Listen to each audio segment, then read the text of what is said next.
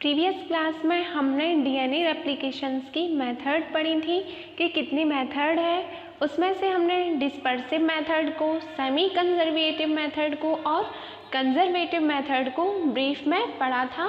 Then उसके बाद मैंने बताया था कि डीएनए का जो मेनली रेप्लिकेशन होता है वो कंजर्वेटिव या अर्ध संरक्षी विधि या सेमी कंजर्वेटिव मेथड से होता है। अब आज हमारे लिए पढ़ना है कि जब डीएनए का रेप्लिकेशन होता है या डीएनए अपनी कॉपी बनाता है तो ऐसे कौन कौन से एंजाइम्स होते हैं जो उसकी हेल्प करते हैं उसकी कॉपी को बनने में। तो आज का हमारा जो टॉपिक है, आज हमें इसी पे डिस्कस करना है कि कौन कौन से एंजाइम हमारी बॉडी में उनका फॉर्मेशन इस टाइप के एंजाइम्स का होता है जो डीएनए रेप्लिकेशन को हेल्प करते हैं और डीएनए रेप्लिकेशन को इजीली बनाते हैं। तो फर्स्ट यदि हम बात करें डीएनए पुनरावृत्ति से संबंधित enzyme required for the DNA replication, तो इसमें जो कॉर्नबर्ग साइंटिस्ट हैं उन्होंने बताया था कि जब डीएनए का रेप्लिकेशन होता है तो कौन कौन से एंजाइम पार्ट लेते हैं और कौन कौन से एंजाइम किस किस वर्क को करते हैं। तो जब डीएनए का रेप्लिकेशन होता है तो कॉर्नबर्ग एक साइंटिस्ट थे, उन्होंने बोला 1955 में कि जो डीएनए हेलिकेज एंजाइम होता है, डीएनए हेलिकेज, ये डीएनए का आकुंडलीकरण करता है, डीएनए का आकुंडलीकरण। क्योंकि आपको पता है जो डीएनए है वो इस टाइप से होता है, डबल स्ट्रैंडेड होता है। तो जो डबल स्ट्रैंडेड डीएनए होता है, इस डबल स्ट्रैंडेड डीएनए को अलग अलग चेन में डिवाइड करने का, यानी कि सिंगल स्ट्रैंड, इनकी दोनों जो कुंडलियां हैं जो आपस में कुंडलित हैं ये डबल हेलिक्स है, इनको सिंगल हेलिक्स या सिंगल स्ट्रैंड में कन्वर्ट करने के लिए एक एंजाइम काम में आता है और इस एंजाइम का जो नाम है वो है डीएनए हेलिकेज एंजाइम। तो यदि आपसे एग्जाम में पूछा जाए कि ऐसा कौन सा एंजाइम है जो डीएनए का आकुंडलीकरण करता है तो वो उसमें बहुत सारे ऑप्शन दे सकते हैं आपके लिए, DNA helicase, DNA topoisomerase, DNA polymerase, DNA ligase, DNA primer, RNA primer और प्राइमेज।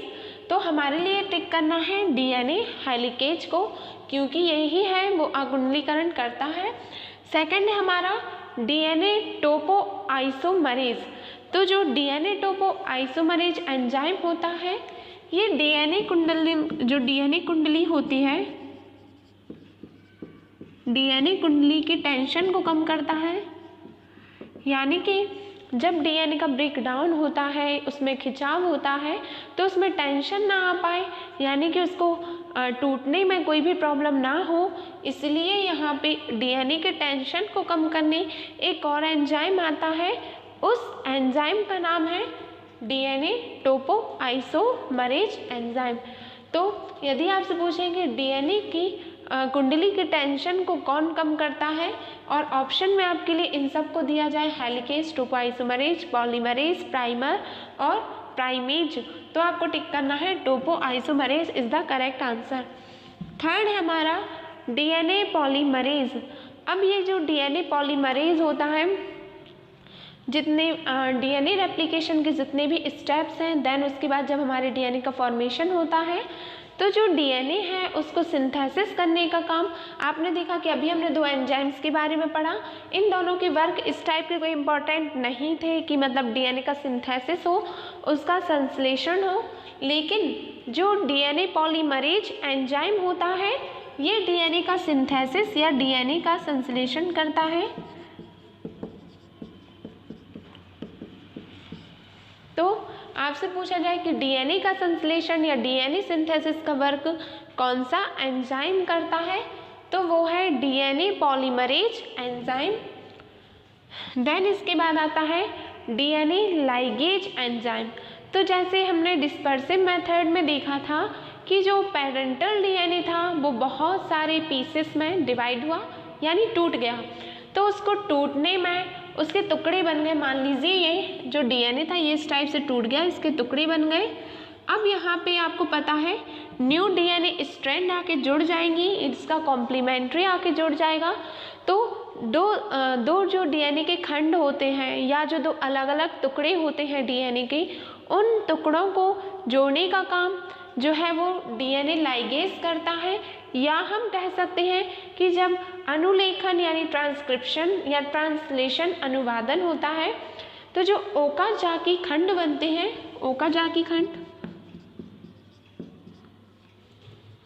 ओकाजाकी खंड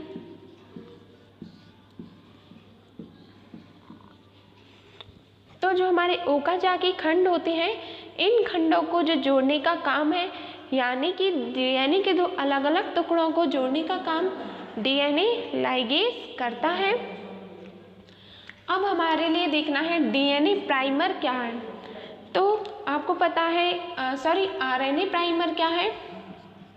तो आपको पता है कि जब प्रोटीन का सिंथेसिस होता है तो सबसे पहले प्रोटीन बनता है, फिर प्रोटीन की यूनिट्स जो हैं वो आपस में जुड़कर अमीनो एसिड्स बनाती हैं, और ये अमीनो एसिड्स जो है वो प्रोटीन को बनाता है। तो ये पूरा एक सीरीज़ बन जाती है, और इस सीरीज़ को या जो ये चैन होती है, श्रृंखला होती है, उसको स्टार्ट करने का काम, उसको प्राइमर यानी कि उसको प्रोमोट करने का जो वर्क है कि कहाँ से आखिर डीएनए का रेप्लिकेशन स्टार्ट होगा, तो वो स्टार्ट होता है आरएनए प्राइमर से। यानी जब डीएनए का रेप्लिकेशन होगा तो आरएनए प्राइमर से हमारे डीएनए का बनना स्टार्ट होगा। आरएनए से पहले एमआरएनए बनेगा और एमआरएनए से फिर डीएनए बनेगा। तो इस प्रोसेस को हम अनुलेखन, फिर हम अनुवादन कहते हैं। देन इसके बाद है प्राइमेज एंजाइम। तो ये प्राइमेज एंजाइम जो है वो ये डिसाइड करता है कि मतलब किस प्रकार से और कब डीएनए का रेप्लिकेशन स्टार्ट होगा वो, और किस प्रकार से उसकी कॉपी बनेगी। तो आज हमने देखा कि डीएनए पुनरावृत्ति या डीएनए की रेप्लिकेशन में कौन कौन से जो एंजाइम हैं वो भाग लेते हैं, और उनके फंक्शंस को भी हमने पढ़ा। और ये जो हम एंजाइम्स पढ़ रहे हैं, इनके वर्क पढ़ रहे हैं, ये सब कॉर्न वर्ग साइंटिस्ट का कंट्रीब्यूशन है। यदि उन्होंने अपने एक्सपेरिमेंट नहीं किए होते और ये सब नहीं बताया होता तो हम नहीं ये पढ़ पाते कि हमारा कौन सा एंजाइम कौन सा वर्क करेगा और हमें किस एंजाइम की ज़रूरत ज़्यादा पड़ेगी। अब हम देखेंगे कि न्यूक्लियोटाइड क्या है और न्यूक्लियोसाइड क्या है। तो न्यूक्लियोटाइड और न्यूक्लियोसाइड में बहुत से लोग कंफ्यूज होते हैं, बहुत से स्टूडेंट्स को ये कंफ्यूजन रहती है कि न्यूक्लियोटाइड का कंपोजिशन क्या है और न्यूक्लियोसाइड का कंपोजिशन क्या है और इनमें क्या डिफरेंस है। तो आज हम बात करेंगे कि न्यूक्लियोटाइड क्या है और न्यूक्लियोसाइड क्या है। फर्स्ट हम बात करें न्यूक्लियोसाइड की। न्यूक्लियोसाइड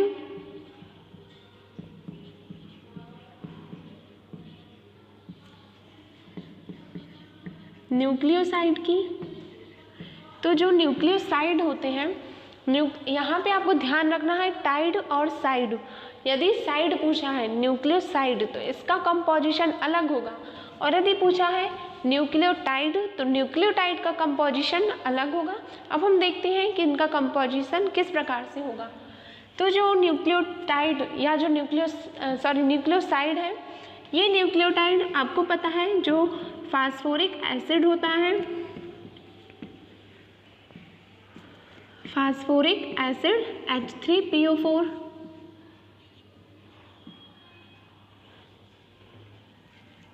H3PO4 जो हमारा फास्फोरिक एसिड है H3PO4, ये इसमें अनप्रेजेंट होता है यानी कि एब्सेंट होता है, और इसमें प्रेजेंट क्या होता है, नाइट्रोजनी बेसिस होते हैं, नाइट्रोजनी बेसिस।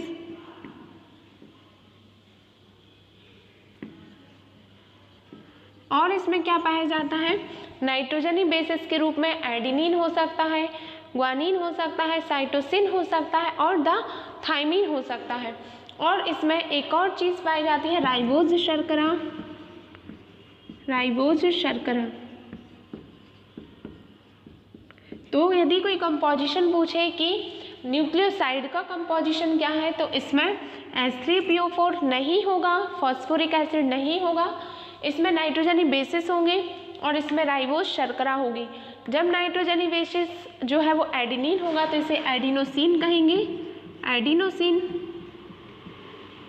और इसका कंपोजिशन A+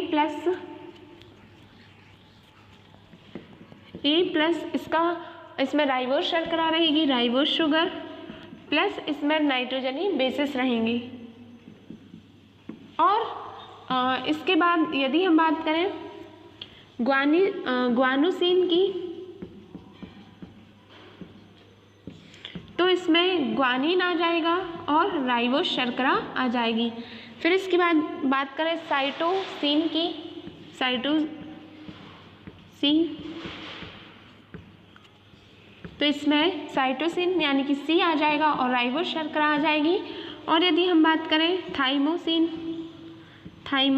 थाइमोसिन, तो इसमें थाइमीन जो है वो नाइट्रोजनी बेसिस रहेगा और राइबोज शर्करा रहेगी। तो हमने देखा कि जो न्यूक्लियोसाइड थे वो इतने टाइप्स के थे, 4 टाइप्स के थे।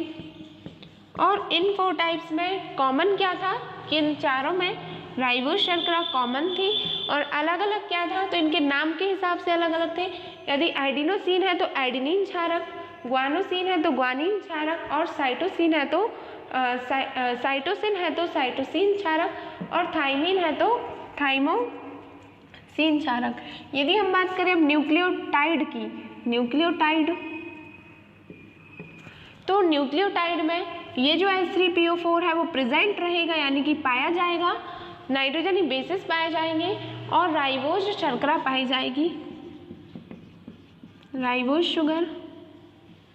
यहाँ पे देखिए न्यूक्लियोटाइड में फॉस्फोरिक एसिड रहेगा और मेन बेसिस इसका यही है कि इसमें फॉस्फोरिक एसिड पाया जाता है। और यदि हम इसकी कंपोजिशन की बात करें तो एडिडिलिक अम्ल, ग्वाडिलिक अम्ल,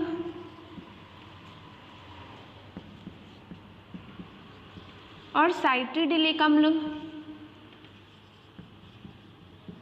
और थाइमिडिलिक अम्ल, थाइमिडिलिक एसिड।